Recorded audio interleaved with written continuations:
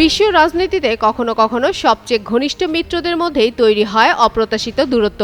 সাম্প্রতিক এক গোপন আলোচনার তথ্য সামনে আসার পর তেমনই এক নতুন কূটনৈতিক টানাপোড়েনের ইঙ্গিত পাওয়া যাচ্ছে যুক্তরাষ্ট্র ও ইউরোপের দুই গুরুত্বপূর্ণ দেশের মধ্যে। যুক্তরাষ্ট্রের প্রেসিডেন্ট ডোনাল্ড ট্রাম্প নাকি যুক্তরাজ্য এবং স্পেনের ওপর বিভিন্ন ধরনের চাপ প্রয়োগমূলক পদক্ষেপের বিবেচনা করছেন, এমনই দাবি করেছে বার্তা সংস্থা রয়টার্স। বিষয়টি সামনে আসে পেন্টাগনের এক অভ্যন্তরীণ ইমেল ফাঁস হওয়ার পর, যেখানে ইউরোপীয় মিত্রদের আচরণ নিয়ে অসন্তোষের ইঙ্গিত দেওয়া হয়েছে। প্রতিবেদনে বলা হয়, লেস অয়েল অ্যাবজর্ব করে আপনার পরিবারকে রাখে হেলদি ফুড গ্রেড ম্যাটেরিয়ালে তৈরি যমুনা কুকওয়্যার।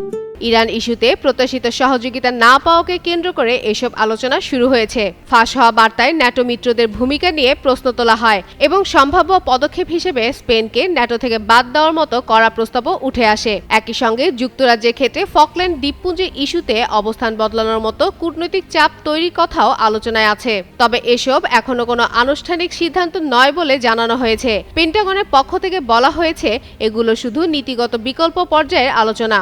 অন্যদিকে স্পেনের প্রধানমন্ত্রী পেদ্রো সানচেজ এবং যুক্তরাজ্য উভয়ই স্পষ্টভাবে জানিয়েছে তারা নিজেদের পররাষ্ট্রনীতিতে কোনো ধরনের চাপের কাছে নতি স্বীকার করবে না। ফলে এই আলোচনা ঘিরে নতুন করে প্রশ্ন উঠছে, পশ্চিমা জোটের ভেতর কি তবে সত্যি আস্থা ও ঐক্যের ফাটল ধরছে?